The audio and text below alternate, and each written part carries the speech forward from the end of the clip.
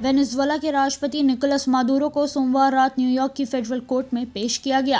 उन्होंने कोर्ट में अपने खिलाफ लगे ड्रग्स और हथियार तस्करी से जुड़े सभी आरोपों से इनकार किया।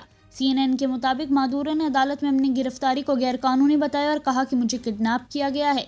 पहली सुनवाई में मादुरो ने खुद को निर्दोष बताते हुए कहा, मैं अपराधी नहीं हूँ, मैं एक सम्मानित व्यक्ति हूँ और अभी अपने देश का राष्ट्रपति हूँ।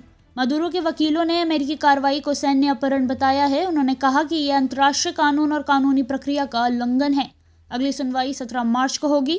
दूसरी तरफ वेनेजुएला की विपक्षी नेता मारी मचाडो ने ऐलान किया है कि वे जल्द ही देश वापस लौटेंगी। मचाडो ने दावा किया कि अंतरिम राष्ट्रपति डोल्सी रोड्रिग्स को वेनेजुएला की जनता का समर्थन नहीं है और देश की जनता विपक्ष के साथ है। मादुरो की पत्नी सिलिया फ्लोरेस भी अदालत में पेश हुई। उनके चेहरे पर चोट के निशान और पट्टी बंधी थी। उन्होंने खुद को वेनेजुएला की प्रथम महिला बताया और सभी आरोपों से इनकार किया। मादुरो और उनके सहयोगियों पर नशा तस्करों और आतंकी गिरोह के साथ मिलकर अमेरिका में कोकेन पहुंचाने की साजिश रचने का आरोप है। मादुरो पर मशीन गन रखने का भी आरोप है, जिसके लिए लंबी सजा हो सकती है। चार्जशीट में मादुरो के बेटे निकोलस मादुरो गोएरा, गृह मंत्री डियोस्डाडो काबेलो और गैंग ट्रेन दे अरुगुआ के सरंगना हेक्टर गुरेरो फ्लोरेस का नाम भी शामिल है। अमेरिका इस गैंग को विदेशी आतंकी संगठन मानता है। सुनवाई के दौरान मादुरो के पैरों में बेड़ियां लगी हुई थी। वे और उनकी पत्नी एक ही मेज पर बैठे थे और दोनों ने हेडफोन लगाए थे ताकि अदालत में कहीं जा रही बातों को अपनी भाषा में समझ सके। जज ने अदालत में दोनों के खिलाफ लगाए गए आरोपों को पढ़कर सुनाया।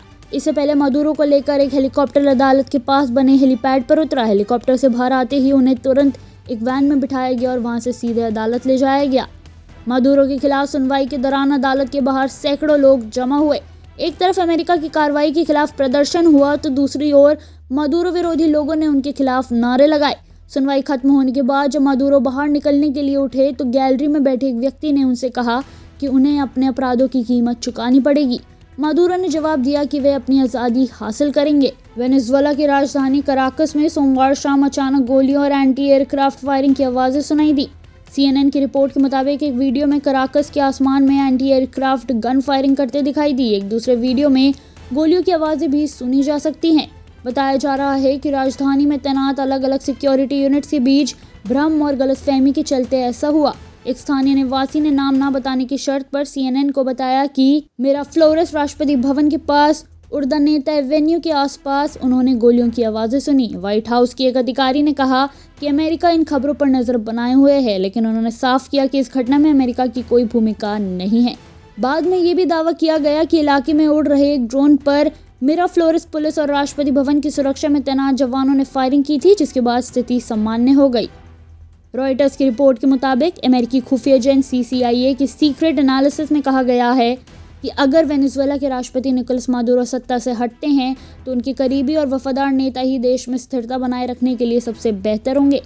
इस एनालिसिस में उपराष्ट्रपति डोल्सी रोड्रिगेज का भी नाम शामिल है। रिपोर्ट में 2 सूत्रों के हवाले से कहा गया है कि इसकी जानकारी राष्ट्रपति डोनाल्ड ट्रंप को दी गई थी। इससे उनकी राष्ट्रीय सुरक्षा टीम के सीमित सदस्यों के साथ साझा किया गया।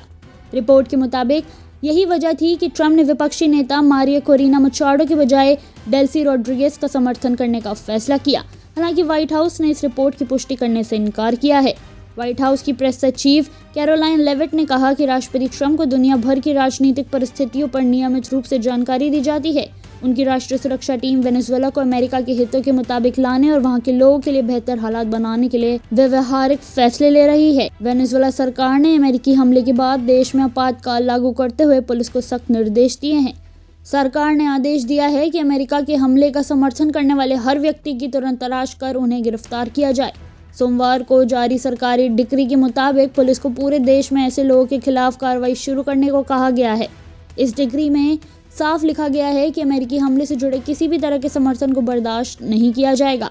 हालांकि यह आपातकालीन आदेश शनिवार से ही लागू था, लेकिन इसे पूरी तरह सार्वजनिक सोमवार को किया गया। अमेरिकी सैनिकों ने 2 जनवरी की रात वेनेजुएला पर हमला कर मादुरो और उनकी पत्नी सिलिया फ्लोरेस को पकड़ा था। इसके बाद उन्हें न्यूयॉर्क लाया गया है, जहां उन्हें डिटेंशन सेंटर में रखा गया था। उन पर हथियार ड्रग्स से जुड़े मामलों में मुकदमा चलाया जाना है। मादुरो ने ड्रग तस्करी से किसी भी तरह के संबंध से इनकार किया है। ऐसी और जानकारी के लिए देखते रहिए सामाजिक जागरण न्यूज।